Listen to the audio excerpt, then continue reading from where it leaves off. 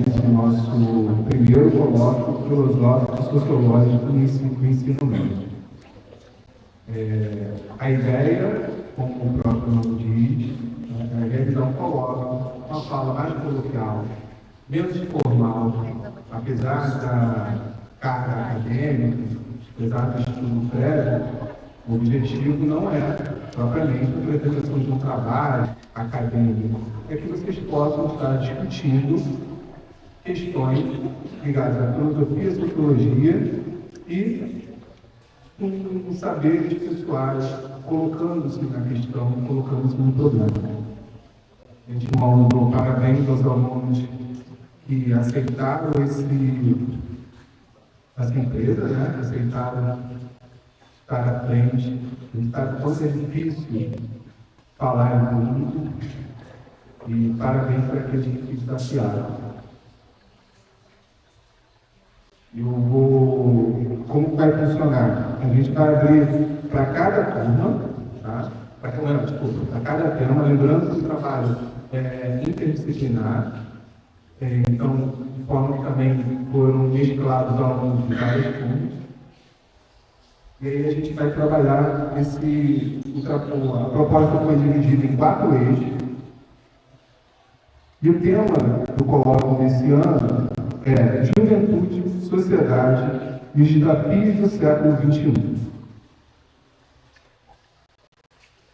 Como primeiro eixo, no eixo de hoje, o tema é Identidade, Cultura e Construção do Eu.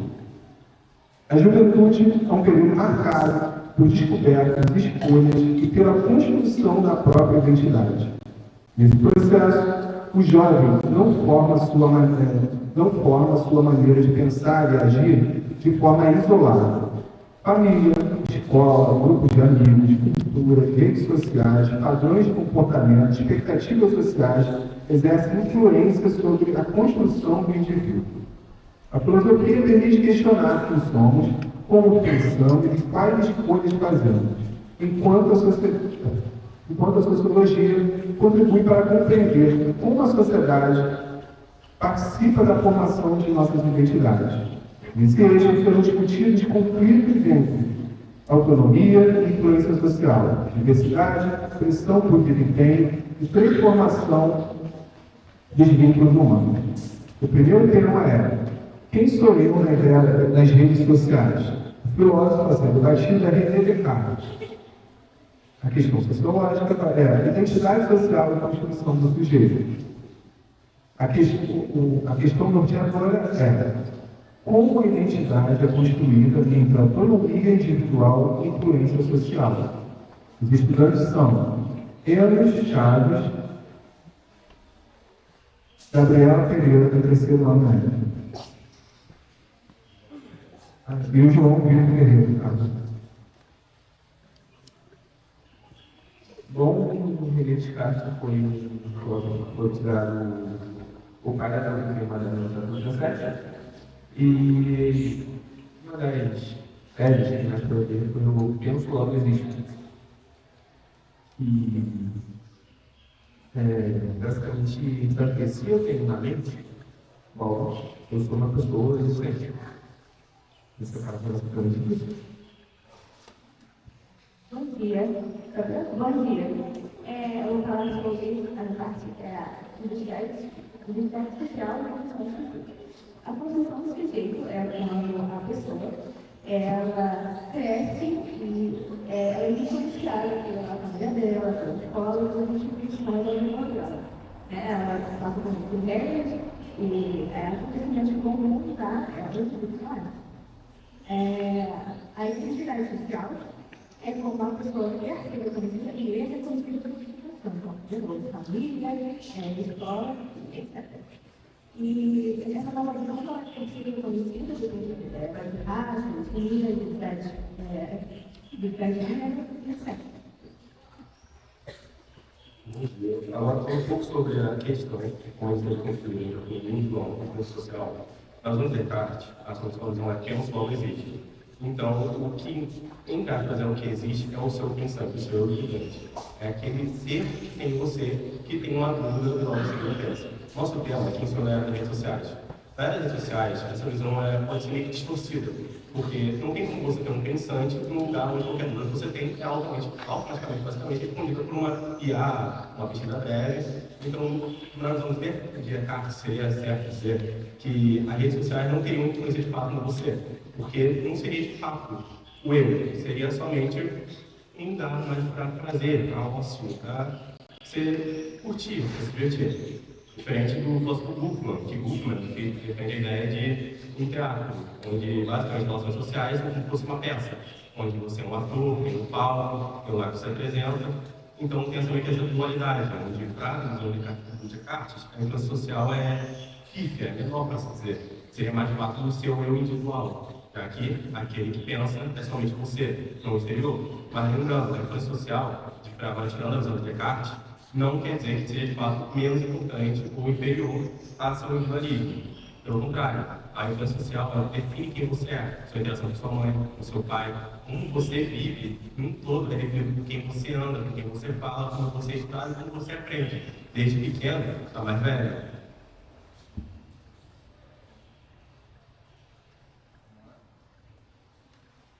Bem, agora vamos abrir a pergunta para o primeiro grupo e depois da apresentação de todos os grupos a gente volta à unificação da temática.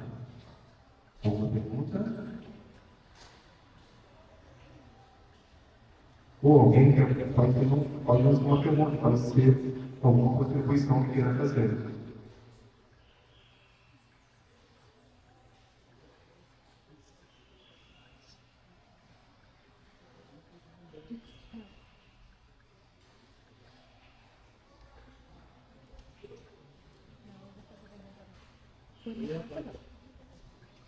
Bom, isso revela bastante o que é essa rotina. A gente tem uma necessidade muito grande de se colocar. E quando a gente fala sobre pensar por si mesmo, quando a gente fala em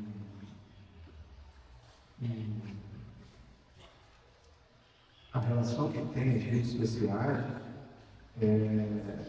a gente tem isso que muitas vezes a gente tenta se escamotear. Ou a gente fala muito abertamente, quando a gente está, digamos, escondido dentro das redes sociais. E aí tem essa questão. Falamos o que pensamos ou apenas reproduzimos pensamentos de corriqueiros? Certa vez eu vi uma entrevista do Fábio Porchat, que ele falou que ele nunca conheceu nenhum rei. As pessoas que falam barbaridades para ele nas redes sociais, não tem coragem de chegar e falar abertamente. E uma vez ele falou que ele usa uma estratégia, que é justamente quando alguém fala alguma barbaridade, alguma coisa lá, ele fala, pô, você falou isso, por quê? Me matou. E a pessoa começa a se desculpar, falar que é fã dela, ou seja, muda completamente o discurso. E, claramente, esse primeiro discurso era um discurso performático, não era um discurso presente, não era propriamente algo que a pessoa pensou, refletiu sobre aquela personalidade a qual ela se referiu. Então, até que ponto somos nós mesmos que a gente apenas emula uma personalidade, um pensamento, seja porque está na moda, seja porque vai ganhar curtidas, etc. Bem, uma pergunta para o grupo. E aí, justamente nessa questão, até que ponto curtidas, seguidores, opiniões e outras pessoas influenciam a construção da identidade dos jovens? Até que ponto curtidas, seguidores, opiniões e outras pessoas influenciam a construção da identidade dos jovens?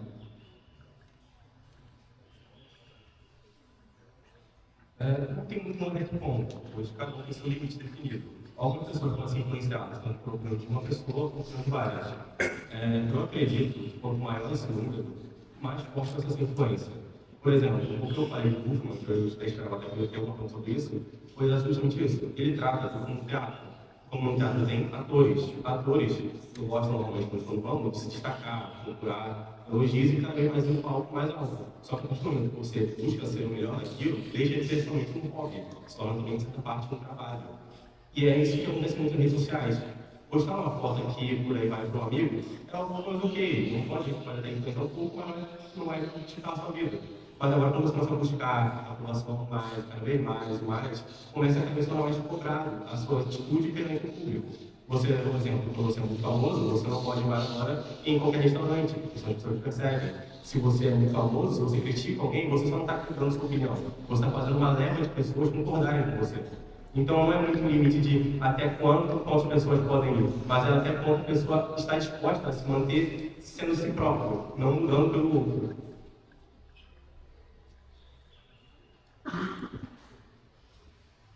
Alguma questão? Eu já lembro de uma outra questão. É possível, frente a tudo isso que foi falado, é possível construir uma identidade verdadeiramente autônoma? Frente a essa comparação, frente a estar sempre se colocando em evidência, né? É possível ser autônomo frente a isso?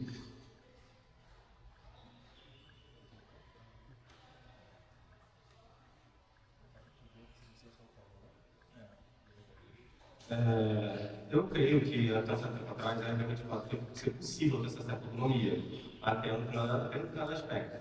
Mas hoje em dia nas redes sociais é basicamente impossível você ser 100% você. Sempre vai ter alguma coisa que vai te estar querendo ou não. Sempre vai ter uma câmera, alguém vendo, ou uma preocupação da opinião. Ali, esse próprio coloca, por exemplo. Muita gente aqui não pergunta, não fala, porque tem uma câmera, tem um lugar público, tem muita gente olhando, tem medo de ser julgado. Então, sim, tem como você ter? Deveria ter, até um certo tempo atrás, mas hoje em dia, né, nas redes sociais, o famoso se esconder atrás daquilo que escreve, não tem mais como ser 100% autêntico, não tem mais como você ser real.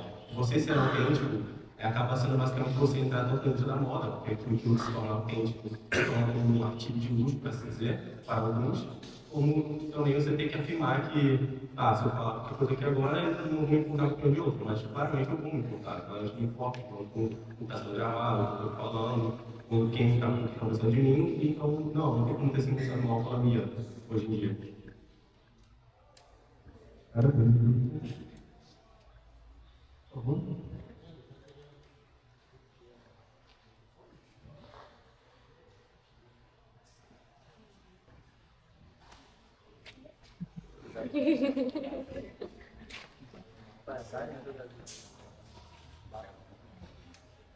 Lembra anteriormente você estava falando sobre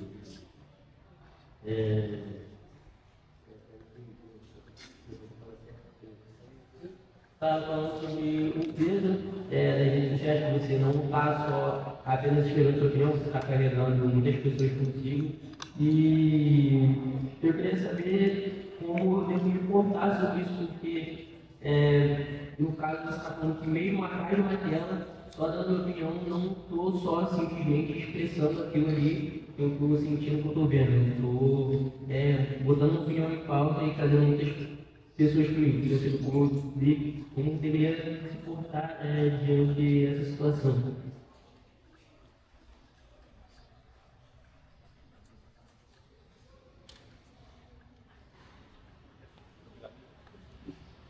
Eu disse que eu tenho uma pergunta também como de alguém que está se necessidade. Na reação social, normal, não se mantém muito peso assim na sua própria opinião. Mas quando você é influente nas redes sociais, eu sou sincero, eu não sabia dizer muito sobre isso, porque eu não sou influente nas redes sociais, mas a maioria deles se privam. Por exemplo, a Context, por exemplo, privou completamente a ciência de seus filhos, para não ter esse peso social, não ter esse carregar isso. Ninguém sabia quem eram os filhos de Michael Jackson pelo rosto, pela aparência, não tinham ideia, ele privou completamente isso. Não tem uma maneira certa de você se portar, não, você se molda para tentar agradar a maioria, que também não pode agradar a todos. Mas é justamente isso, como você quer ter sua própria opinião, sem carregar o peso dos outros, normalmente você se ocupa desse lado da rede social. É um nome assim ser feito. Agora, no meu caso, como é que eu faço para lidar com a interpretação do vai, no meu caso, está na parte. Eu é porque eu, de fato, não consigo sentir esse nervosismo normal, que não sente. Falando um pouco mais sobre mim, eu tenho um laudo até, eu tenho uma sou pré-identidade contínuo, nível 1, então eu não tenho esse lado emocional, eu não consigo de fato sentir esse nervosismo, essa pressão de estar aqui falando. Obviamente, eu me moldo, eu controlo para não falar de marca, só que eu não sinto esse nervosismo, por exemplo, que agora para mim eu consigo falar, sem gaguejar, sem travar, sem o menor problema na fala. Eu só simplesmente não sinto. Mas cada um é cada um faz do seu jeito. Cada um carrega o seu peso e como conseguir carregar. Boa pergunta, Eduardo. Uma das propostas que a gente trouxe do Descartes é o método cartesiano. A divisão do problema, aceitar aquilo que é indubitável, aquilo que é considerado verdadeiro, e revisar partindo das questões mais simples para as mais complexas. E quase nunca a gente faz isso na vida. A gente escuta um post, vê um post, toma aquilo como verdade, reproduz, porque é uma verdade que a gente queria acreditar. Então, pouco importa realmente se é verdade ou não. Então, talvez a forma que a gente possa ser mais autônomo é encarar a verdade, fazendo esse processo investigativo, duvidando do processo, e aí a gente vai entender se o nosso comportamento é nosso, ou a gente só está replicando algo que a gente viu, ou a gente está emulando algo que a gente encontrou na internet. Mais alguma questão, pessoal? Igor? Vamos lá para a frente, pessoal, com a apresentação.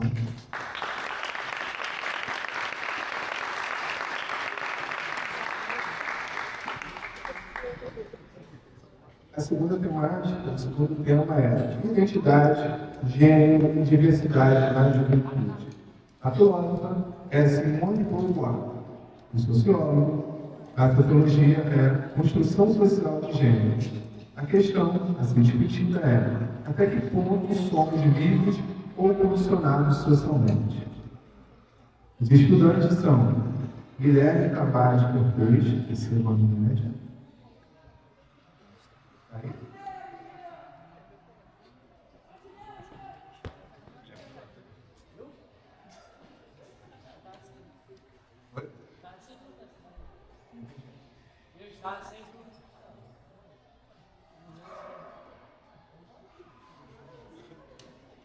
Gabriel Silvestre.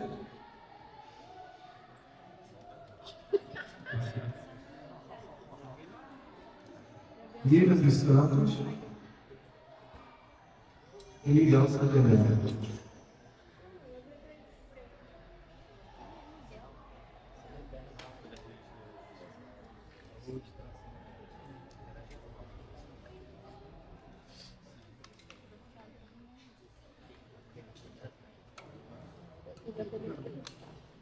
Bem, pessoal, vocês tinham um dos temas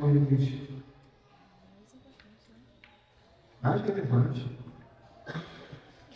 E apesar da complexidade do sistema, era algo que daria claramente para ser discutido, né? Se alguma coisa hoje, mais do que notória, tem ganhado cada vez mais volume, é essa questão da construção da identidade e a discussão dos papéis sociais. Se a gente pensar que ainda no século, no início do século XX, Simone de Beauvoir, ela levantou a bandeira e conseguiu discutir, em meio a tantos homens, a questão do papel social da mulher. Ela foi companheira de Jean-Paul Sartre, ela nunca ficou ofuscada, apagada pela presença do seu companheiro. Pelo contrário, ela fez um trabalho bastante rico e trouxe uma discussão sobre o papel feminino, né? Trouxe o existencialismo e a discussão do existencialismo no papel da mulher. Mas Simone de Beauvoir afirma, né, que ninguém nasce mulher, evidentemente que ela não está se referindo à questão biológica, mas ela está dizendo que o papel social da mulher é um papel construído socialmente, não é um papel biológico. E se é construído socialmente, ele pode ser mudado. E é o que a gente tem visto. Lamento imensamente de que essa discussão fique empobrecida pela ausência dos alunos que estariam na frente dessa discussão. Infelizmente, vocês empobreceram o nosso colóquio. Vamos já para a gente passa para a terceira temática. Também é um outro ponto bastante relevante, que é ansiedade, desempenho e pressão social. O filósofo é Byung-Chul Han. A questão sociológica é sociedade, desempenho e meritocracia. A questão da pressão por sucesso, a pressão por sucesso é individual ou socialmente previsível? Os estudantes são Alexia, do terceiro ano, Emanuele, do terceiro ano, Ana Beatriz, do primeiro ano,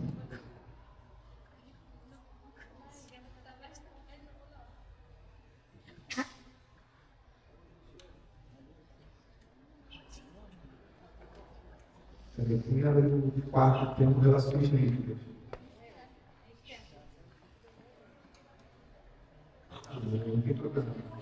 Vocês fazem o mesmo tema, não há nenhum problema. E Daniel Pedro Ramos.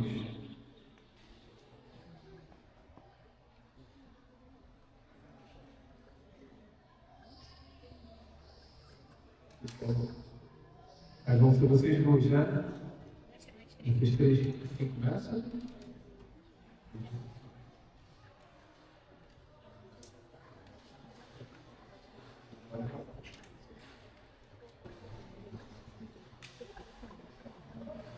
Bom dia. Bom, o Han, ele diz que antigamente a liberdade era mais tratada como você tem que fazer algo.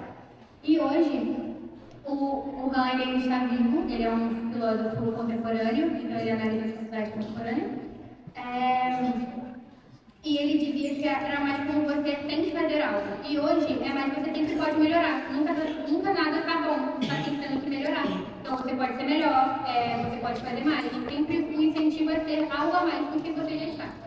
E acaba que isso não se torna só um incentivo.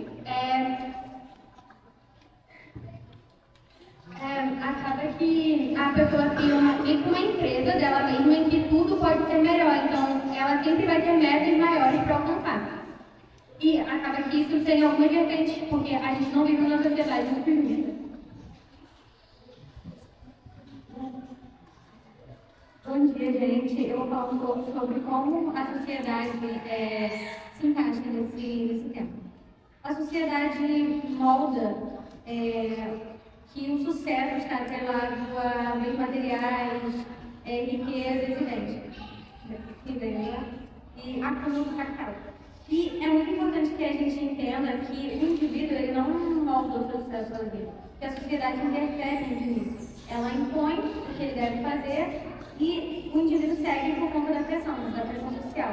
Por exemplo, um indivíduo muitas vezes tem o desejo de fazer uma faculdade de artes cênicas, artes, e a sociedade impõe que aquela área não é uma área lucrativa, não é uma área onde o sucesso é garantido. Então, o indivíduo acaba procurando cursando engenharia, direito, medicina, áreas que já estão lotadas e são colocadas num patamar muito acima. Então, é muito importante que a gente entenda que o nosso futuro não está atrelado só no nosso individual, mas sim como a sociedade nos enxerga e como nós enxergamos a sociedade. Então, eu vou explicar sobre como a meritocracia ela influencia e exerce a pressão sobre o indivíduo. A meritocracia é um sistema onde diz que uma pessoa consegue alcançar o sucesso somente com o esforço e a sua capacidade. O que isso não acontece porque vivemos em uma sociedade onde há desigualdade social e que as pessoas não têm a mesma oportunidade, desde a renda familiar, o local onde moram, acesso à educação, além de outros fatores como raça e gênero, tornando muito desigual a jornada da pessoa alcançar o sucesso. Então, a meritocracia é um sistema muito injusto que causa autocobrança e a culpa de uma pessoa não ter alcançado o a nossa conclusão foi de que a sociedade ela impõe sim a pressão do sucesso, até porque as pessoas têm visões de sucesso diferentes. Tipo, geralmente para uma sociedade, a mulher só vai ser realizada e feliz e completa quando ela for casada e tiver filhos. E nem todas as mulheres querem isso para a vida. Então são pontos de sucesso diferentes que cada um tem para suas vidas de acordo com a sua trajetória, enfim.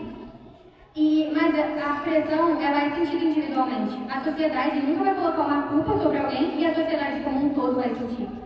A sociedade impõe essa culpa, essa pressão, e o indivíduo sempre fala, tá, ele conseguiu, tem algo de errado comigo. Se ele conseguiu, eu também consigo, eu vou me esforçar mais. Então, como a Clara falou, existem pontos diferentes de partida, então, e pontos de sucesso diferentes. Então, o indivíduo, ele acaba se culpando e se menosprezando, se inferiorizando por algo que a sociedade impõe.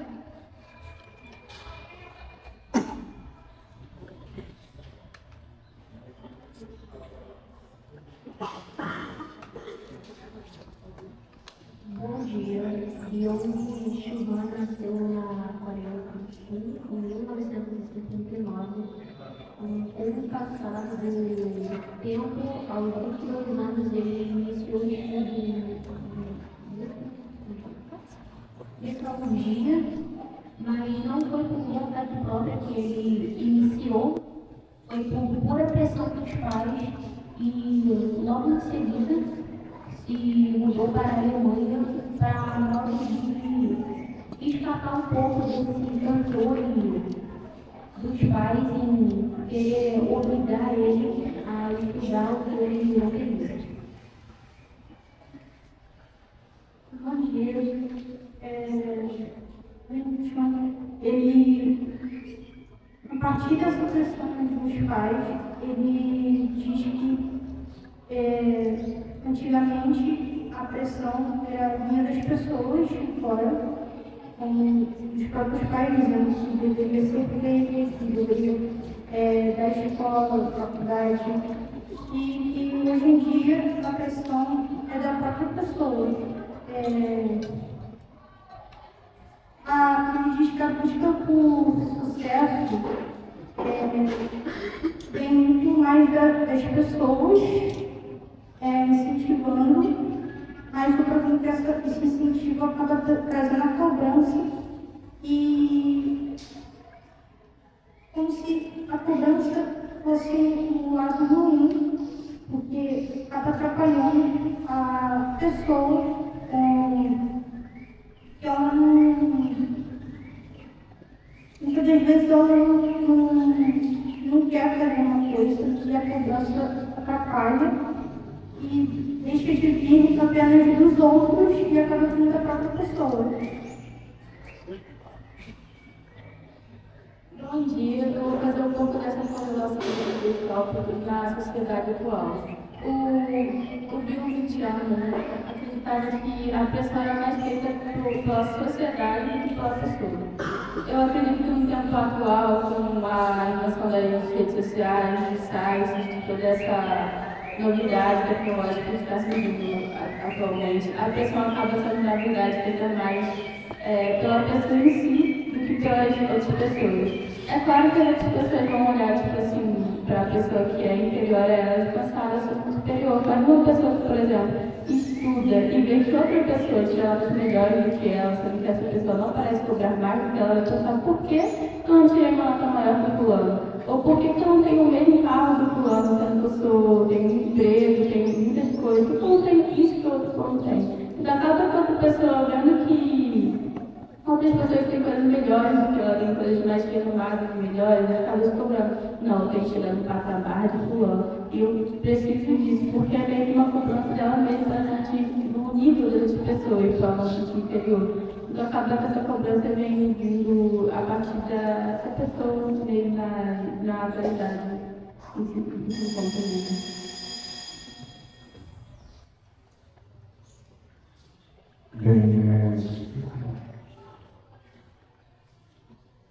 É interessantíssimo essa análise do Kant, talvez seja um filósofo atual mais livre, está sempre em discussão, porque ele discute justamente o que está acontecendo na nossa estrutura social, né?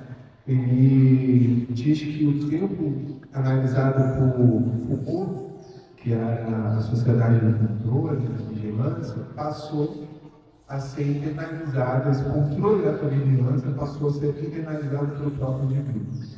A gente focou aqui hoje. Vamos focar muito na questão profissional, mas ela extrair para todas as relações da nossa vida, né?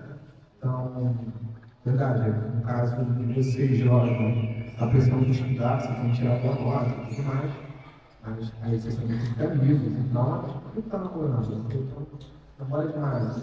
Ou seja, parece que você nunca está atendendo a expectativa e sempre há mais um pouco, né? A gente vai falar ainda uma semana sobre o algoritmo, mas como o algoritmo vai pressionando as pessoas a trabalhar mais. O algoritmo não pede para os empregadores furar o sinal, nada disso, ele não fala isso. Mas ele vai dando tempo e quanto mais demorado for a entrega, menos entrega você tem, menos recompensa, então a pessoa vai cada vez colocando mais. Qual é o teto disso? O teto. Então a pessoa parece que vai ter que o tempo todo tendo esse desconforto e tendo sempre que performar bem em todas as áreas da vida. Então, profissionalmente, você tem um salário, parece que o seu salário não é suficiente. Mas se você tem um salário, você não tem uma vida social tão intensa. Mas aí você não tem a vida social, você não tem essa vida social, você não tem as relações, parece que a pressão é sempre por um completude, não é preenchida. Não é à toa que eles têm um surto de burnout, um surto de ansiedade, porque são questões que vêm justamente dessa pressão que o indivíduo vai se colocando o tempo todo. É interessante também a gente observar que a juventude de hoje, até pela piada, né, nas redes sociais, ela já não é a juventude da performance. E, com certeza vocês já viram algum vídeo, pessoal, zoando a geração de vocês, né, sobre o trabalho. A pessoa, né, o Enzo que não queria trabalhar até tarde, né, o Enzo, mas isso tem uma lógica, tá? Se as gerações do tempo passado, né, tinham perspectivas de progresso, então a pessoa almejava em determinado tempo ela conseguia comprar sua casa, seu carro, e ter sua casa, seu emprego estabilizado, esse horizonte está muito mais distante, muito mais distante. Se você imaginar que no município de Nova Iguaçu você encontra com facilidade um apartamento que provavelmente é menos da metade da casa de vocês, por R$1 milhão, em Nova Iguaçu, e que certamente quem entra no financiamento desse vai passar por algumas gerações para pagar, torna esse horizonte cada vez muito mais distante para você conseguir aquilo que a geração anterior conseguia, com esse trabalho, com essa cobrança externa. Então, alguns jovens já começam a jogar toalha, no sentido de não tentar aceitar essa pressão. Mas como conseguir conviver com essas duas dimensões? Bem, tem uma pergunta, mas para o primeiro grupo, né? A ideia de que quem se esforça consegue explica completamente as diferenças de sucesso entre as pessoas?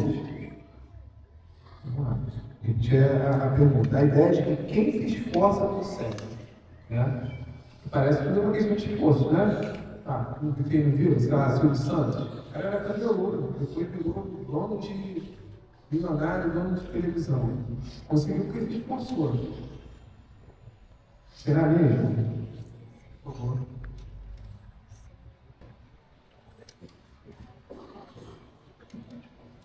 Então, sobre curso que o esforço ele consegue totalmente esse sucesso e carreira, na verdade depende muito mais da sorte do que o esforço da pessoa. Porque depende muito da carreira, depende muito da renda familiar, de vários exemplos que eu dei. Então, nem sempre duas pessoas que querem tentar a mesma coisa vão conseguir. Um exemplo é uma criança que cresceu em escola de elite e uma criança que cresceu na escola pública. Há uma grande diferença, principalmente pela falta de acesso ao estudo e também pelo que ela prioriza no futuro. Não é todo mundo que vai seguir a mesma carreira e não é todo mundo que vai conseguir o mesmo objetivo. Então, vai depender muito do acesso a estudo e também da sorte de conseguir alguma coisa, mas não depende totalmente do esforço. Então, a meritocracia não é um sistema que funciona, mas sim o mérito pessoal.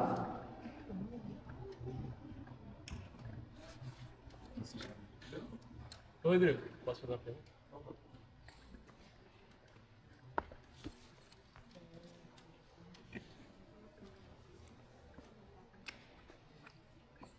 Eu queria saber, tipo assim, você acha que, claro, tem um pouco de sorte, só que você não acha que é a forma onde isso fosse aplicado? Porque se eu querer resolver um problema de pobreza, catando lixo todo dia, se fosse muito para catar lixo, eu não vou conseguir resolver esse problema.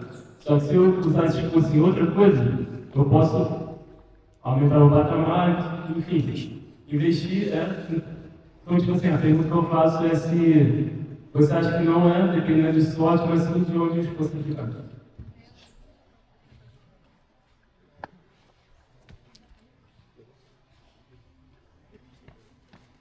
Então, sobre onde fosse aplicado, também depende muito da necessidade dessas pessoas. Porque não é todo mundo que vai guardar um dinheiro no mês. Às vezes a pessoa tem que gastar com comida, as necessidades básicas da pessoa. Então, aí, na verdade, além da jornada de trabalho da pessoa, que pode ser longa, então nem todo mundo tem tempo de se esforçar para aquilo que ela quer, para ela conseguir alguma coisa. Então, eu digo que depende muito mais da sorte, porque não é todo mundo que vai ter a oportunidade de simples coisas na vida. Então, você não vai decidir onde você nasce, você não decide qual a família que você vai ter, se vai ser uma família estruturada, se você não vai passar fome. Então, a gente não decide isso. É sempre um jogo de sorte, principalmente no caso da desigualdade social, que realmente o esforço não só colabora, precisa de outros fatores. Eu acho que, eu sempre falo muito, que quando a gente vai no metrô assim lotado, eu fico olhando e falo, cara, tem tanta gente inteligente aqui, tanta gente que se estudou, que se esforçou, mas é simplesmente porque a gente não tem as mesmas oportunidades, a gente não parte do mesmo ponto. Isso não quer dizer que a gente não vai se esforçar, que a gente não vai correr atrás dos nossos objetivos, que a gente vai estudar. A maioria da população faz isso, só que a questão é que a gente não tem oportunidade, por sermos quem somos. Por estar abaixo da sociedade, a gente não tem as mesmas oportunidades. Então, é questão de percepção de, tipo, você vai no metrô, tem muita gente que se esforçou muito para passar em muita coisa e é muito inteligente, mas não consegue porque não foi dada oportunidade.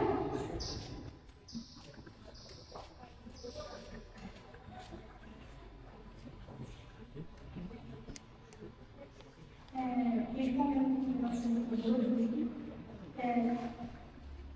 o esforço é dado como importante, mas nem todos que se esforçam têm a mesma oportunidade que outros. E pode ser do mesmo lugar que alguém nasceu, mas um vai ter mais condições financeiras do que o outro. O esforço acaba sendo individual, mas acaba que de onde a pessoa nasceu, onde ela estudou, acaba sendo maior do que o próprio esforço. E respondendo a pergunta do aluno da plateia, que é sobre se é realmente apenas a sorte e não é o esforço que importa. Então, os dois importam, mas é realmente notável que você nascer num berço onde você não precisa se preocupar com o que você vai comer amanhã ou se a sua família vai voltar, realmente muito mais, dá muito mais chance de você ter tempo para estudar, para fazer as coisas que você precisa fazer para ter um futuro bom do que uma família estruturada que simplesmente às vezes você nem tem pai ou não tem mãe e você acaba tendo que precisar trabalhar para se sustentar. Então, é realmente é claro que o esforço é importante, sem o esforço, que é o primeiro passo, você acaba não indo para lugar nenhum.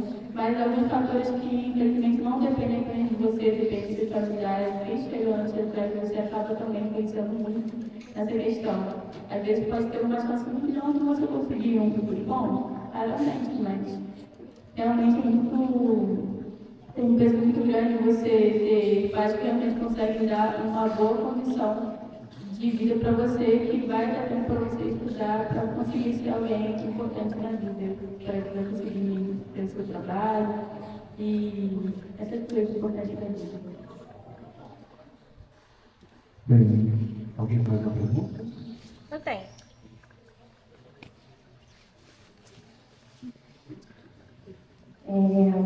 Bom dia. Então, é para os dois. Vocês falaram da questão do esforço, né, dos pais que podem dar condição e dos pais que às vezes não têm essas condições para dar para o filho. Eu tenho uma pergunta. Se o pai dá tudo para os filhos e o filho não quer nada, como é que vai essa questão aí do esforço? Ele é reconhecido? Tem meritocracia? Ou não? E quando os pais não dão nada para os filhos e eles sozinhos conseguem ser o exemplo da família? Caso da Julia André, que vocês receberam a presença dela na semana passada. Ela foi a primeira da família dela a entrar na faculdade. Então, mesmo ela não tendo base, conhecimento, tudo que é necessário o pai dar, né, poderia dar esse conhecimento, o esforço dela é reconhecido? Quero mais ou menos aí qual seria essa visão de vocês. Quem vai falar?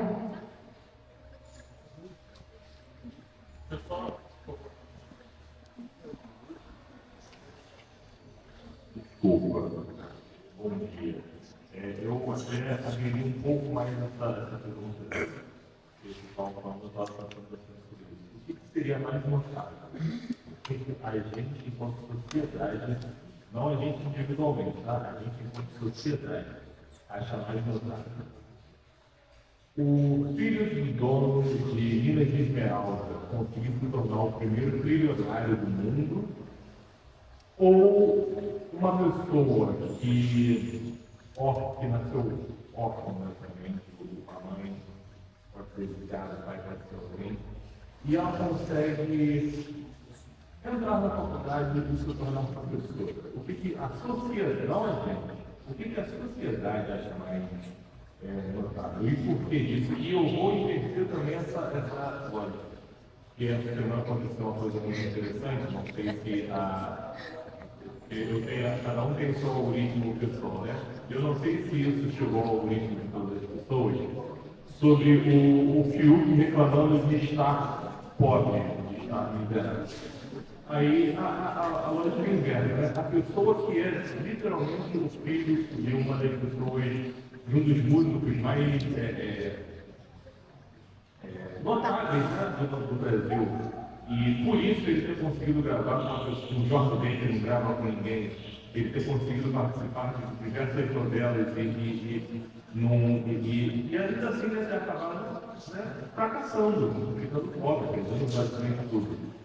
Isso é mais condenável do que a pessoa, mais uma vez, que nasce numa favela, vamos colocar todos os estereótipos aí, nasce numa favela, numa família desestruturada, e ela também acaba fracassando, andando no crime, de alguma forma. O que é mais execrável? O que a gente pode, de um lado, o que vai ser mais glorioso, e do outro lado, o que a gente vai ter como mais penoso, mais execrável? De novo, não o que a gente acha, o que a sociedade julga. Então, Então, respondendo mais um pouco primeiro que pela da Eva, é justamente o fato de que a meritocracia não existe. Então, uma pessoa. Eu não lembro. Se um. Ah, tá falando?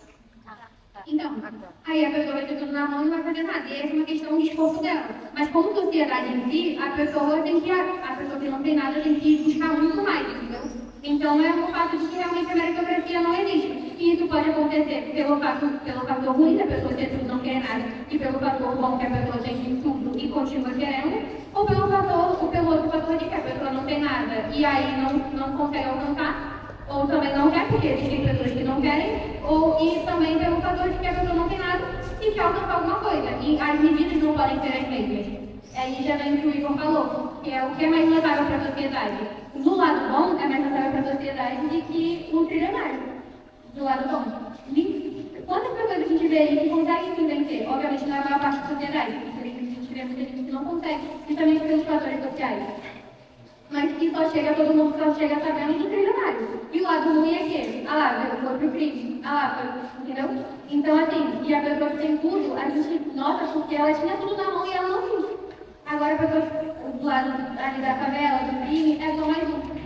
Foi igual a todo mundo, não fiz nada com a vida. Tanto que a gente sabe que é muito mais complicado e é muito difícil por vários fatores para que isso aconteça.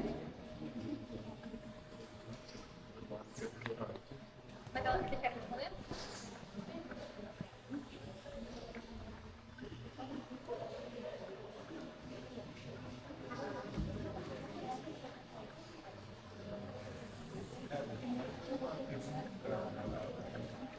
A pergunta era, o que vale mais, né? Um filho que tem tudo dos pais, os pais dão de tudo, gasta dinheiro, faz tudo e ele não quer nada. Não valoriza o estudo, não valoriza nada.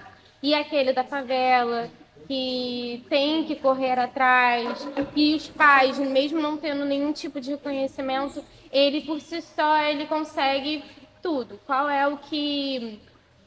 é literalmente essa questão aí da meritocracia? Qual que é de mais relevância? Então, realmente, aquele filho que tem uns pais que.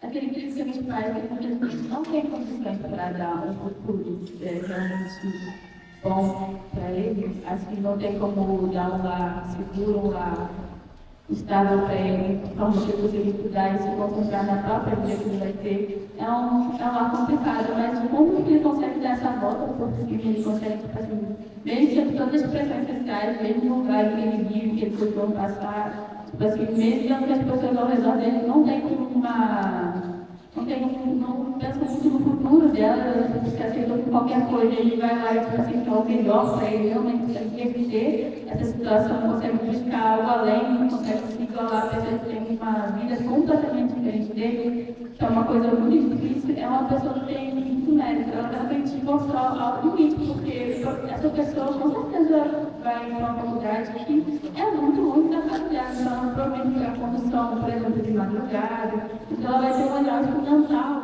muito grande, mas ela perseguir esse objetivo, todas as formas para conseguir concluir, essa pessoa realmente tem muito mérito, essa pessoa é realmente incrível. Então, uma pessoa que tem tudo na mão, tem um pai e uma mãe que consegue dar tudo para ele, não consegue, tipo assim, exercer isso, não consegue simplesmente pegar o que já deixaram na mão dela prontinho e seguir, é muito, de certa forma, com palavras meio. É uma pessoa quase incompetente, né?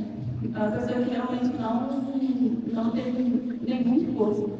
Não foi nem questão de capacidade, era questão de reproduzir. Ela tinha o maior exemplo ali em comum dela, né? O tempo todo para passar qualquer pergunta, qualquer dúvida, qualquer capacidade poderia ter sido simplesmente resolvida, com uma simples pergunta, né? Mas, infelizmente, essa pessoa que não consegue realmente foi por falta de querer. E essa pessoa que realmente fez tudo para alcançar e virou um jogo grande na vida dela apenas com mérito, foi realmente pelo querer dela e ela realmente muito honrada. Merece todo o mérito que conseguiu, porque eu vou buscar sozinha.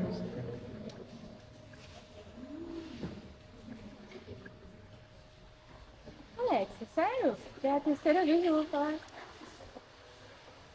Então, a questão do filho que tem tudo, os pais dão tudo e ele não, por si só não quer fazer esforço nenhum. E o outro que tem que fazer o esforço a mais porque os pais não ajudam ele financeiramente.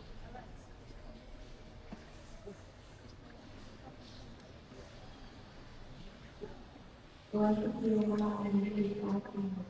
questão porque eu sempre tive uma oportunidade muito maior de uma facilidade muito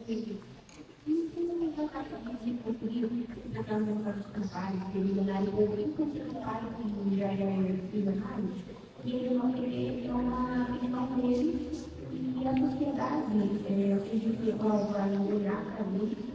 E nossa, para mim, mais você aqui, a sociedade vai olhar para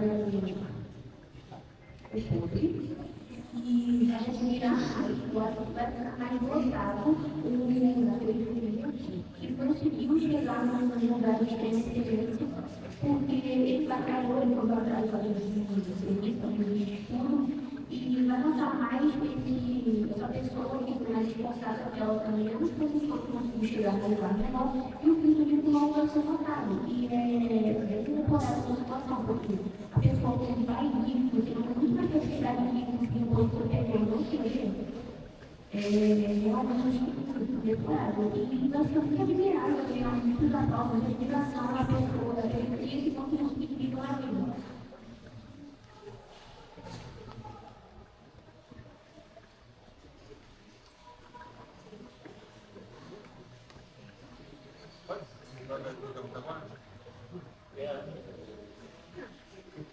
Estava no horário, o outro grupo perguntar, aí no final volta, isso faz a pergunta, e aí a gente consegue fechar o outro grupo continuar na discussão do próximo país.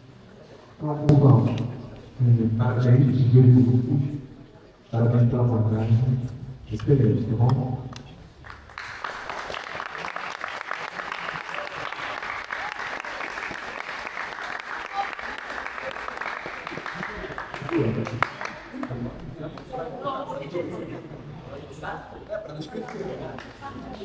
Vamos lá, pessoal. Quarto e último tema: relações líquidas e identidade estável. Filósofo Zygmunt Bauman. Sociologia, modernidade líquida. A questão: por que os vínculos são cada vez mais frágeis? Os estudantes são Esther Nascimento, Manuela Oliveira Leite, Giovana França, Eric Sanches.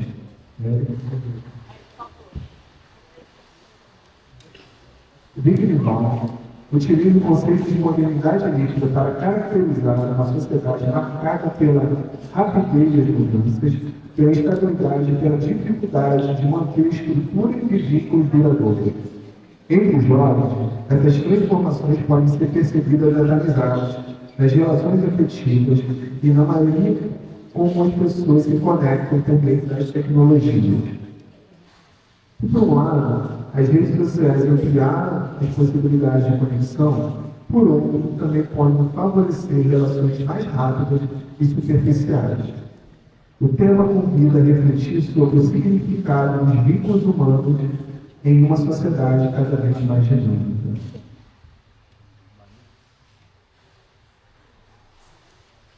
Bom dia. Esse tema diz muito sobre a nossa sociedade atual.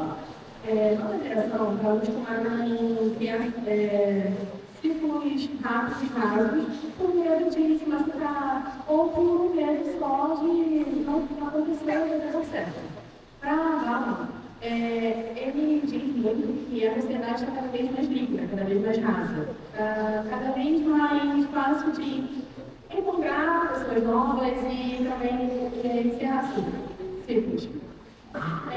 Nosso tema falando sobre a nossa geração, porque a gente está cada vez mais fácil de instalar um aplicativo, encontrar uma pessoa para se relacionar, ou um aplicativo para conhecer gente nova, ou nas redes sociais, como por exemplo o TikTok ou o Instagram, a gente apenas colocar uma barra de pesquisa, um tema, e a gente encontrar pessoas que gostam das mesmas coisas que gostamos.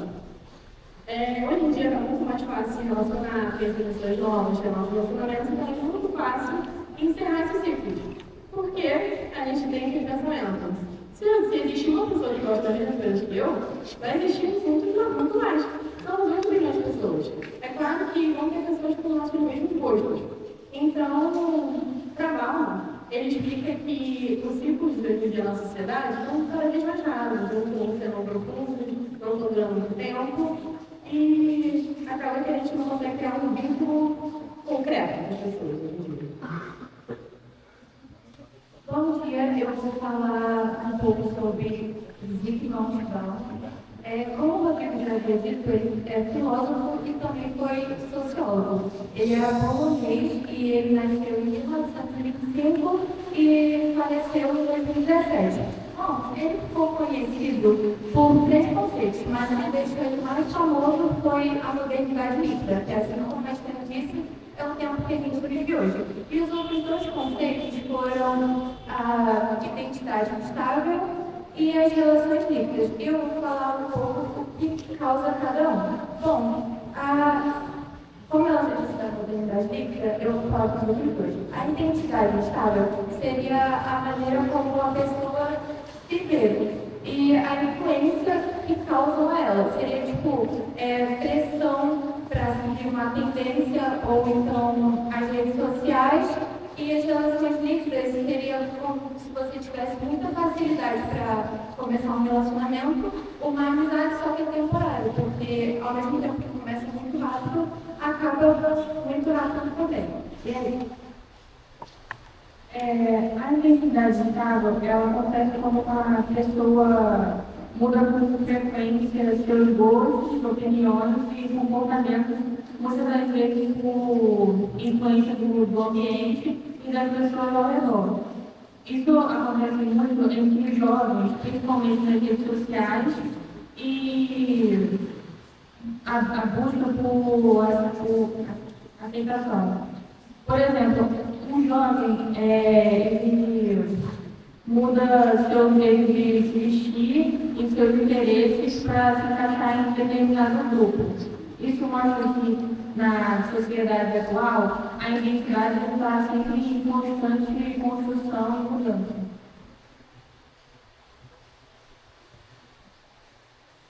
Bom, e eu queria dizer, o que dizer sobre ele? Bom, ele não trouxe a receita para consertar o mundo, mas até nos dias de hoje, ninguém esperou tão bem como é viver na incerteza como ele.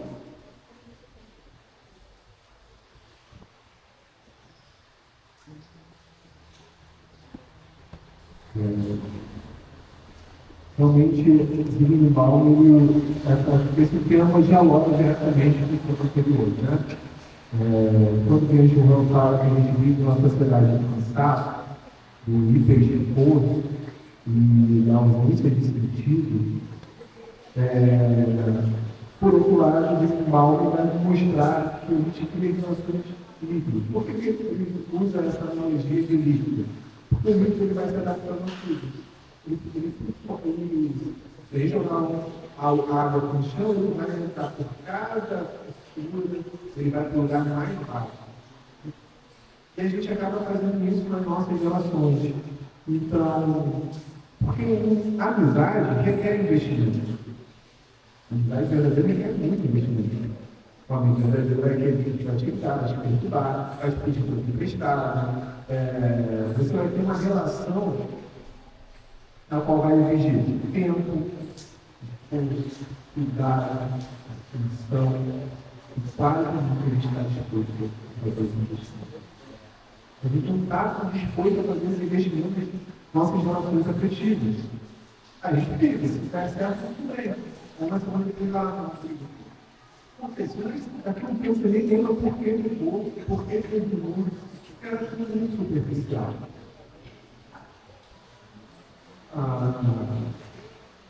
Então, de certa forma, existe uma lógica. Se eu não me esforço, eu não decepciono. Se eu não preciso me esforçar, se eu não me dedicar, há subterfúgios para essas relações. Aí, como a gente vai tendo relações cada vez mais fragmentadas. Eu quero ficar com alguém, vejo no time, então mais vou para o próximo, e assim não tenho minha relação afetiva. Amizade, eu tenho amizade da academia, que é amigo da escola, eu só falo sobre coisas da escola. O outro fala na academia, sobre o outro não amigo, outras coisas, os outros pelo futebol, eu vou fragmentando nessa minha existência.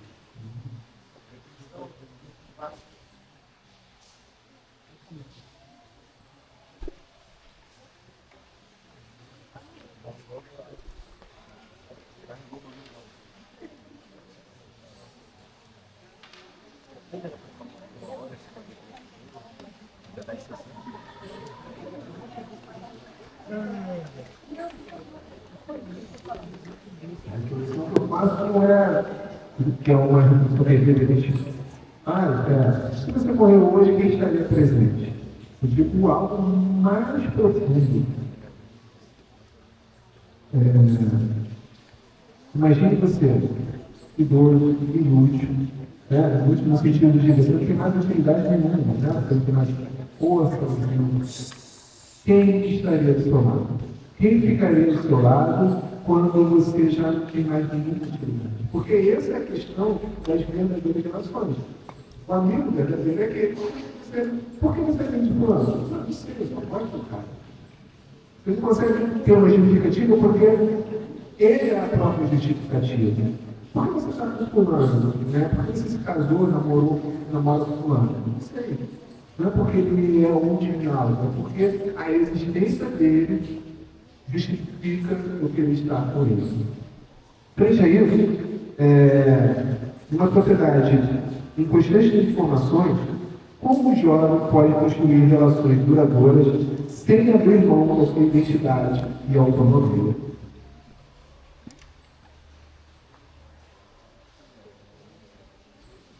Estamos numa sociedade que acabamos de ser muito influenciados por redes sociais, pessoas, conversas, e para criar um grupo verdadeiro, temos que encontrar pessoas com o mesmo gosto. Não caçar, assim, ela é bonita, eu sou amiga dela, eu não tenho nada a ver com ela. Então, o que eu vou fazer com essa amizade? Seria fácil a gente buscar amizades com o mesmo gosto, não procurar pessoas, assim, vi na rede social, achei ela bonita, quero conversar com ela, quero ser amiga dela. Tá, essa pessoa tem o mesmo gosto que você? Essa pessoa tem a mesma opinião que você? Essa pessoa tem os mesmos pensamentos intensos ou propósitos que você? Não, então não valeria a pena você investir na amizade, porque ela não vai trazer coisas que você entende e coisas que você se interessa também.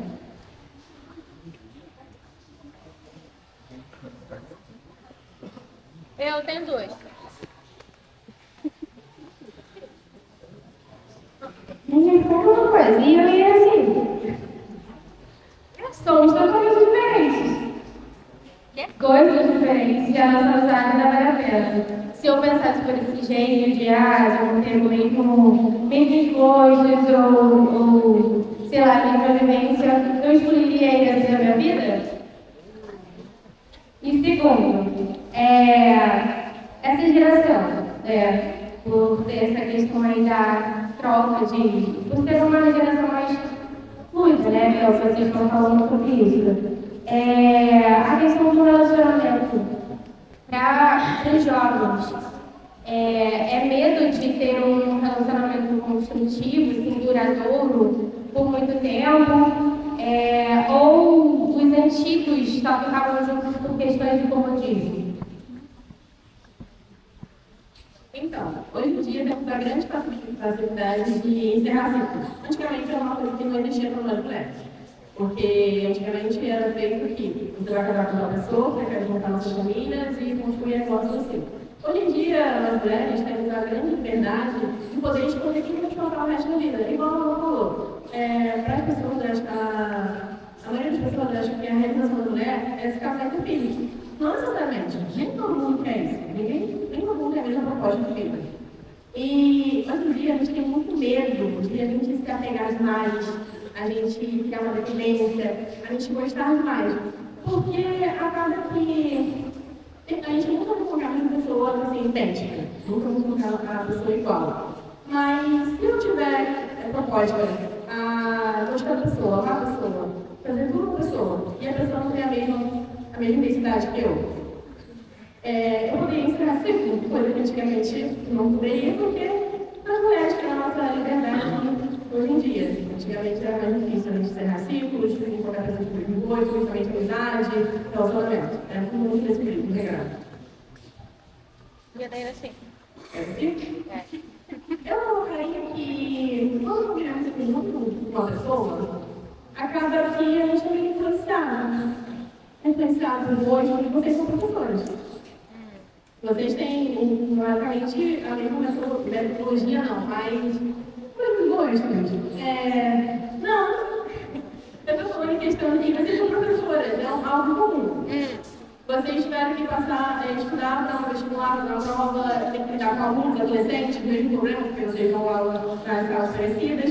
Acaba que vocês foram criando um vínculo por base do conhecimento, da amizade, e também que acabou que durante os anos vocês foram se aprofundando. Eu comecei a ver tal filme. Você vai ver também? Isso já vai criando um vínculo com as pessoas.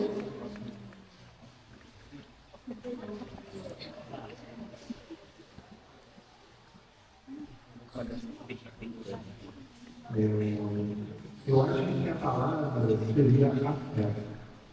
No lado da palavra, no sentido literal da palavra. Porque a gente sempre fala de afeto de forma positiva, né?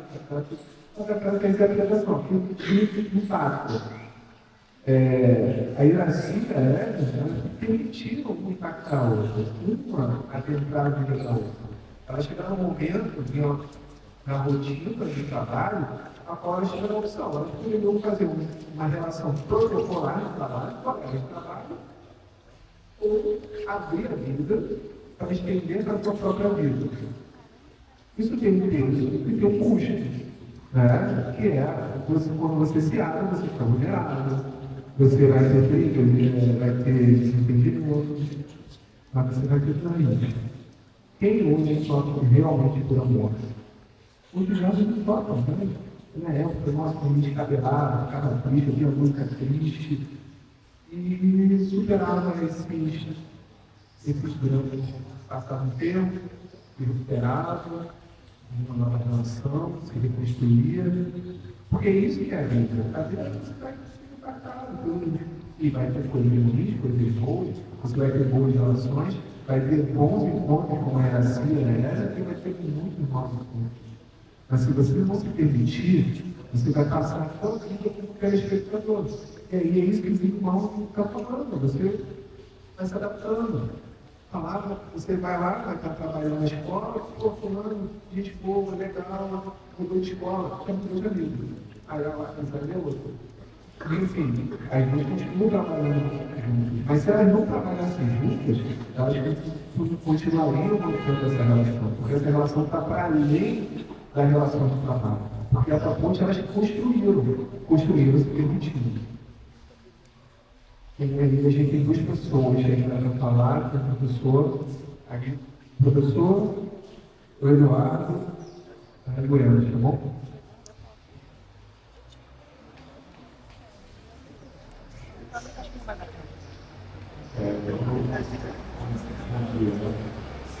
Sobre o que você falou, eu acho que não se basta no gostar da outra pessoa porque é uma pessoa que pensa parecido comigo, porque ela tem gostos parecidos comigo. Eu acho que é um pouco mais sobre eu achar a pessoa interessante. Porque eu digo por mim, eu tenho muitos amigos que pensam extremamente diferente de mim, e por eu achar aquilo que eles acham interessante, a gente mantém uma amizade, a gente mantém diálogos. E eu digo isso porque eu vejo cada vez mais a gente se fechando justamente nessas bolhas que fazem com que a gente se relacione só com quem é parecido com a gente. E eu não vou lembrar agora o filósofo que fala um pouco sobre isso, de que muitas das vezes a gente trata as nossas relações como espelhos. A gente trata as nossas relações como dentro dessas bolhas de pessoas que são parecidas com a gente. E isso, inclusive, faz com que cada vez mais a gente se torne mais distante daqueles que não se parecem com a gente, mais distante daqueles que pensam diferente da gente. Isso vai causando cada vez mais fraturas maiores dentro da nossa sociedade. Então, o que eu acho é que muitas das vezes a gente precisa achar o outro interessante e também se achar interessante, se fazer interessante. Eu acho que é isso que também faz com que as amizades perdurem cada vez mais. Porque muitas das vezes eu conheço muitas pessoas que se parecem muito comigo de várias formas, mas eu não consigo nutrir essa amizade porque eu acho um pouco interessante, eu acho um pouco construtivo. Então, talvez a gente olhar também para o outro lado, com interesse, com aquilo que a gente não entende, com aquilo que a gente talvez desconhece com interesse, também faz com que a gente consiga nutrir uma relação boa e duradoura. Então, só um pensamento.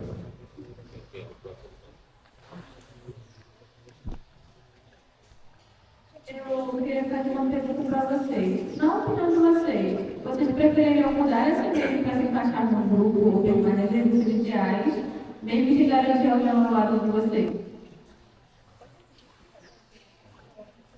Na sua opinião, vocês prefeririam mudar esse meio para se encaixar no grupo ou permanecer nos seus ideais, mesmo que talvez se garantir alguém ao seu lado?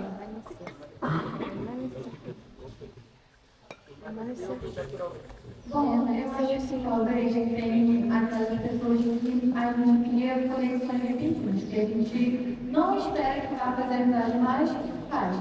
E sobre essa questão de mudar a si mesmo, às vezes, como o Igor disse, não basta só gostar da pessoa, mas talvez por você gostar muito da pessoa, você acaba se ajustando a ela e ela se ajustando a você para gostar das mesmas coisas. Tipo, às vezes eu posso não conhecer alguma coisa que a Esther vê, mas por eu gostar muito dela e ela me apresentar, eu posso ver, só para criar um assunto, criar um vínculo. E também, por exemplo, eu entrei na escola esse ano, eu sou uma pessoa extremamente extrovertida, então foi fácil para mim fazer amizade, porque eu fui tentando ver o que cada um do meu grupo gostava para tentar ter um assunto para puxar com eles, mas ainda assim existem aquelas pessoas que se fecham e que preferem ficar mais delas mesmas.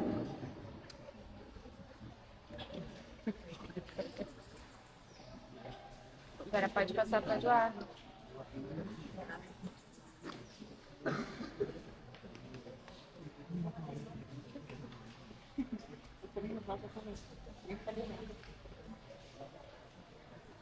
E questão mais da relação profissional mesmo, eu creio que todos nós, né, vamos entrar nessa fase de vida profissional. Como eu posso fugir desse pensamento desenvolvido pela sociedade?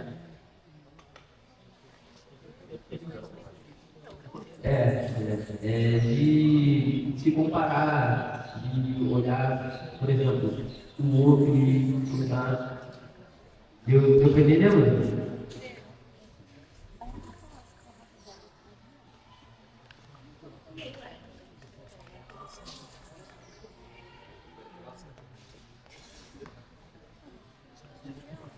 Não vejo uma forma, né? Porque todo mundo sabe que eu não tenho propriedade para falar o que eu vivo constantemente, que é sofrer a pressão de fora. Então, eu não consigo te dizer como que eu posso fazer isso, porque eu acho que depende muito de quem você é, do que você quer, de você mesmo, e da sua relação com você mesmo. Não tem algo que eu possa te falar que assim, ó, se fizer isso e isso, você vai parar de sofrer pressão externa. Não, porque o tempo todo a gente sofre, mas como eu não tenho como te dizer como você não internalizar isso, entendeu?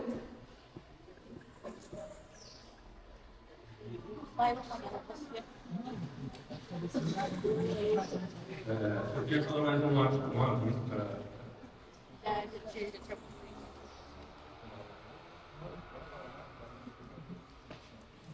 Na parte da anterior que falaram, eu lembro logo, eu queria dar mais um aviso, que elas falaram sobre a ideia de se comprar mais, de querer mais, de buscar mais. E isso não é só usado no âmbito social, mas também é usado por umas empresas, indústrias. Por exemplo, o caso de aposta. Sempre vai ter essa dúvida. Ah, você joga aqui, joga 20, ganha 150, ganha 150, você vai querer mais e mais, e vai ficar nesse grupo. E elas não surgem do nada, sempre tem, como foi propriamente dito, influência social. Sempre vai ter um amigo seu, um conhecido, ou ouvir alguém dizer, ou tal influência mostrou, e vai levar esse hábito. Sempre levar a casa, sempre vai ganhar. Você pode ganhar 120 agora, por exemplo. Mas logo assim você vai pensar, pô, aquela vez 120, agora aqui eu ganho 200. E você vai apostar e vai perder seu dinheiro. Isso serve como um grande aviso. Gente, não existe caminho fácil. Se o caminho fosse fácil, todo mundo era rico. Sempre vai ter uma dificuldade. Você pode ter sorte uma vez, mas uma hora a sorte volta. Uma hora vem esse azar. Uma coisa interessante também, sobre o que as técnicas mostraram, sobre relações rasas. Eu acredito que a maioria, hoje aqui, já deve ter ido em casa interior de parente, tio, por aí vai, e já viu como eles conhecem, como todo mundo eles se conhece. Sempre é assim. Ah, vai na barracaria, falando tal, ah, é amigo meu, fala sei lá o quê. Sempre tem uma dessas, sempre tem esse que conhece. Agora eu vou fazer aqui um negócio para mostrar como se aplica muito mais na metrópole, na metrópole, nas grandes cidades, como se fosse muito mais nosso que vive em cidade relativamente grande. Quantos aqui usam Uber? Só levanta a mão. Não precisa falar. Quantos aqui já usaram Uber, usam, já chamaram Uber? Né? Vou ter que lembrar. Tá aí todo mundo, né? Agora, quantos aqui lembram o nome do último piloto que usou? O último? O último que pegaram? Não. Vocês estão entendendo? Não. Vocês deviam entrar no carro de desconhecido que vocês não sabem nada. Só um aplicativo. 5 estrelas, vocês não sabiam o nome, o carro e queria 5 estrelas e que possivelmente muita gente aprovou ele. E vocês entraram no carro desconhecido e não sabiam nem o nome dele. Para ir comprar uma barraquinha no interior, por exemplo, era para minha avó, por exemplo, eu já sabia tudo, já sabia, não compra isso aqui, porque lá isso aqui é vencido, aquilo ali, ele volta para acabando. Agora aqui, a gente entra num carro desconhecido. A gente não sabe onde o cara é, o que ele vai fazer, onde ele vem, a gente entra num carro desconhecido e nem lembra o nome dele. Isso não é só para Uber. Por exemplo, andar na rua, a gente vê várias pessoas. Quantos nomes deles conhecem? Não são possível.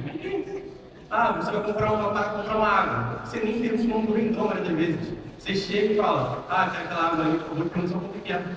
Isso mostra como está muito básico, principalmente nas metrópoles, nas grandes cidades. Isso é algo que vai aumentando. Quanto mais gente que vive junto, menos gente se conhece. A gente conhece um pouco. Aquelas pessoas ficam meio que fechadas, assim, dizer. Pessoal, a gente tem 2 minutinhos. Luciano, por favor. Ele vai filosofar, gente. Ele vai filosofar. Então, ainda defendendo a hipótese sobre a não existência da sorte, e sim que é só esforço aplicado no lugar certo, eu fiz uma conta básica aqui, onde tinha um catador de latinha com uma jornada de horas de 8 horas. Em um dia você consegue arrecadar 10 quilos de latinha e quando jogar no ferro velho, ela dá R$50. R$50 ele pode comprar um pack de garrafa d'água e executar essas vendas colocando esforço na venda dessas garrafas d'água. Uma conta básica, né? Cada garrafa d'água, R$2,50. E aqui eu fiz considerando 50 garrafas d'água. Então, cada garrafa d'água daria R$5. Pensando num período onde muitas pessoas vão comprar garrafa d'água, por exemplo, uma porta de uma estação de trem, num período de janeiro a dezembro, onde é muito calor aqui no Rio de Janeiro, você consegue vender cada garrafa d'água de 50, tendo uma renda de lucro de R$125. Quando você depositar na garrafa d'água de novo, você fica com lucro de 75. Fazendo isso com uma jornada de horas, de 8 horas por dia, mais trabalho padrão, somado a uma escala de 5 por 2, você consegue tirar no mês R$3.960. Isso é só uma mostra clara de que o esforço aplicado no lugar certo é muito maior do que a sorte.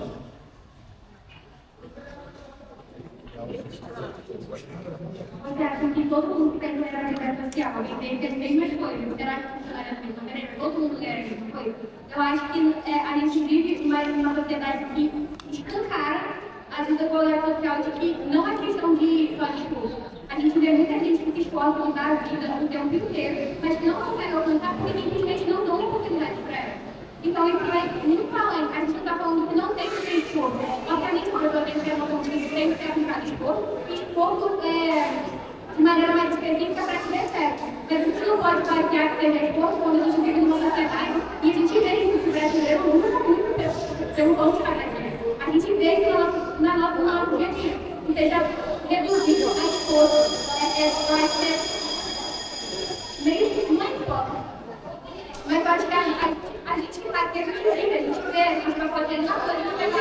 pessoa que vive dos esportes, mas não consegue alcançar um lugar mais porque não estão. Porque não é por falta de força, é porque não se dá tudo mais certo.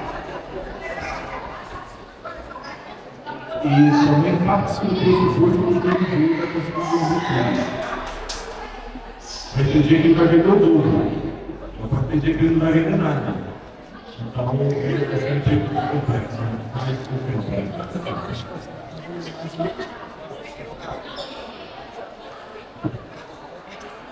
Só para encerrar, nós falamos muito da gente encerra, tá bom, gente?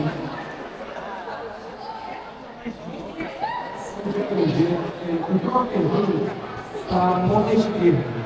Uma relação ao que fala sobre a oferta, perante a sociedade.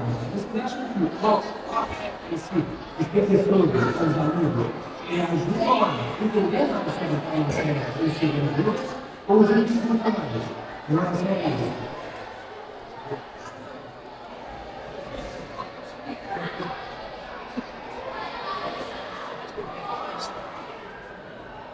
O afeto do professor ajuda no desenvolvimento do aluno ou não?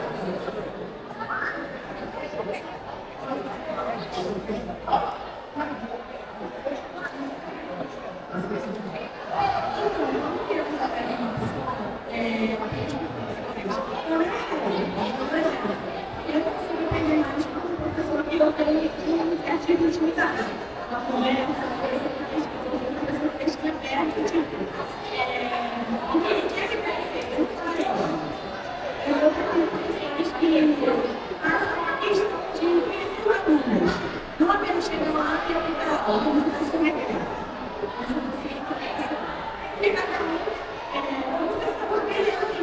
O professor queria que nosso tempo, né? Os meus estudantes. Uma atividade fazer questão do tempo. Você estudar na aula do mesmo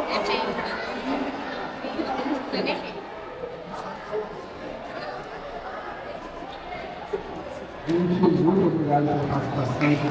Eu acho muito bom.